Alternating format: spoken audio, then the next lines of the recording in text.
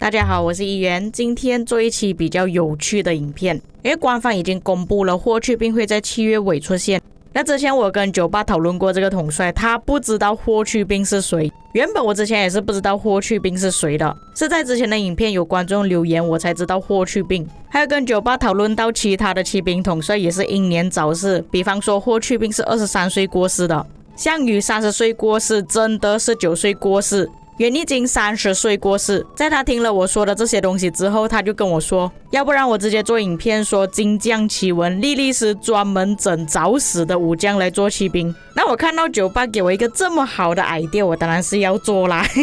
那么事实是不是如此呢？大多数的骑兵统帅都是短命的统帅呢？我就上网搜索了一下所有骑兵统帅的资料，包括第8代的霍去病还有查士丁尼，看一下短命的统帅到底有多少个，其中包括袁义经、项羽、亚德维加、贞德、霍去病，这里有4个统帅了。我了解到的英年早逝是在40岁之前过世，而且我发现到骑兵好像很多死因都比较惨一点呢。包括袁义经是切腹，铁木真他的传闻太多，那我看到其中一个是被下毒，威廉跌下马，项羽是自刎，孔雀绝食，贞德火星，杰斯卡瘟疫。我唯一找不到死因的就是查士丁尼，相信他应该是年纪比较大了，都正常过世，并且他这个年龄跟我刚刚所提到的4个英年早逝的统帅年龄总数加起来都不到他这个年龄，并且在查士丁尼那个时代要活到这么长寿呢，也是很难的。大多数正常统帅的年龄呢，都是在50到60岁左右过世。不过我今天做的资料特意写他们的职位，就是想要看官方是怎样设计这些统帅的技能的。我发现那些真的曾经有带兵出去打过仗的统帅，一般都是输出。当然我指的就是那些前锋啊、将军啊，冲最前线的那一种，并不是在后面指挥的。在后面指挥的有包括曹操、武田信玄，亚德维加的话应该也算是吧，所以亚德维加才会设计在驻防。那我们标记一下40岁以下过世的统帅，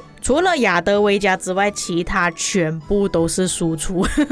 而且这几个统帅的战功战绩都是表现得还不错的。我不清楚亚德维加，但是这4位统帅都是有提刀上战场的。当然我也没有想到这么刚好，自我了结的2个统帅袁义经跟项羽，2个都是在30岁过世的。年龄最小的就是贞德，那你们就可以理解到为什么贞德要这么快的释放自己的主动技能，为什么贞德这么脆皮，就是因为他的年龄比较短。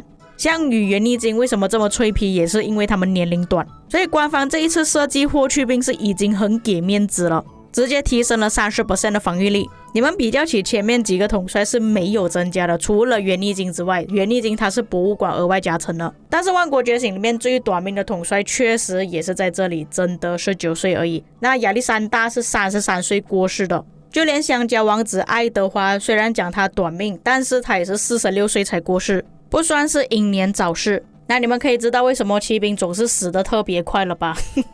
来得快，死得也快。有不少的统帅死因也是蛮离奇的，比方说铁木真吧，我看到铁木真的资料，有些是讲他受伤了，被雷电死，被他的孩子下毒死。阿提拉的也算是比较特别的死法吧，饮酒过量。我看资料说他是饮酒过量，然后内伤过世的。然后威廉是跌下马，不过看他这个年龄59岁跌下马也是蛮严重一下的。孔雀是因为他要修行，然后绝食过世了。我看其他的兵种都是病死或者是寿终啊，骑兵的理由是特别多的。接下来步兵啊，你们可以看到英年早逝的统帅就少了很多，比较起骑兵，40岁以下过世的包括亚历山大跟芝诺比亚。不过我觉得斯巴达王应该也是蛮年轻过世，但是我找不到他的资料，我只好放位置了。那么这里最长命的居然是托俊金跟巴加尔，这个是我没有想到的。我还以为理查一世应该会比较长命一点，毕竟他有回血嘛，没有想到他42岁。这里死因比较特别的可能就是塔里克吧，他是被囚禁的。但是被囚禁之后发生什么事情，这个我就不清楚，资料里面也没有写到。不过步兵多数都是国王啊，不然就是将军居多，职位就没有骑兵这么丰富了。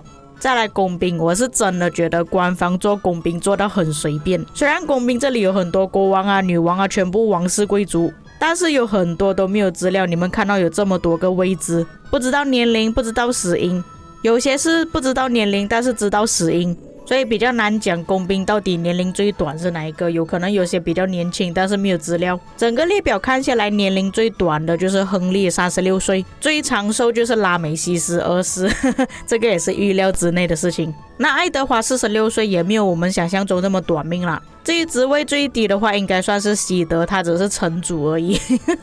我没有想到他的职位这么低，我原本想说他可能是某一个区域的国王之类的，那他还不如阿提拉。阿提拉至少是匈奴的国王。现在你们就可以理解为什么西德的技能这么烂了吧？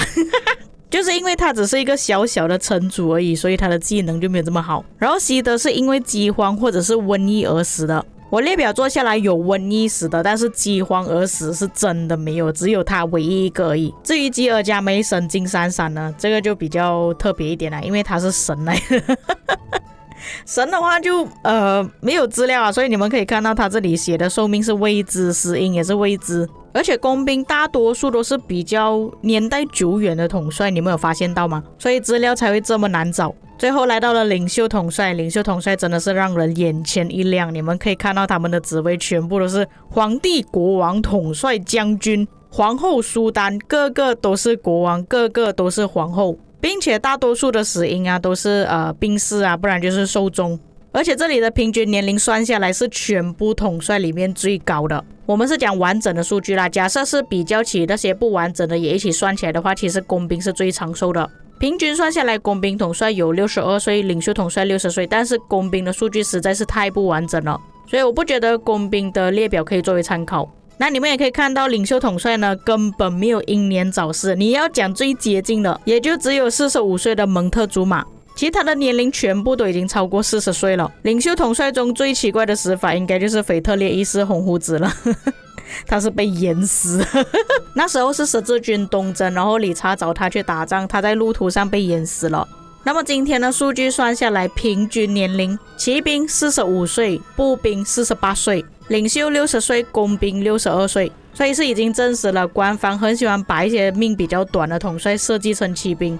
将军跟统帅最多的就是步兵，资料最不完整的是工兵，唯一没有英年早逝的兵种就是领袖统帅。当然的，你们也可以发现到我这个领袖统帅呢，没有包括一些其他的统帅，比方说花木兰啊、吕布啊。假设算上吕布的话 ，OK 就英年早逝了。吕布是38岁过世的。至于花木兰是完全没有资料的，有些人甚至怀疑花木兰到底是不是真的。那当然的，这些资料我全部都是上网找，有可能你们是当地的玩家，知道实际情况，他们的死因啊、年龄啊，可以在评论区帮我补充上去。这一期的资料做下来是真的蛮有趣的，当然这个资料也是蛮花时间的。